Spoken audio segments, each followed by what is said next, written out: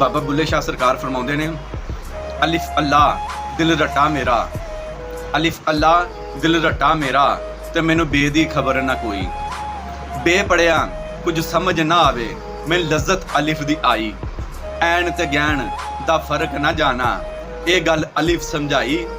बुल्ले शाह कौल अलिफ दे पूरे, जड़ी दिल दे करन समझा सफाई।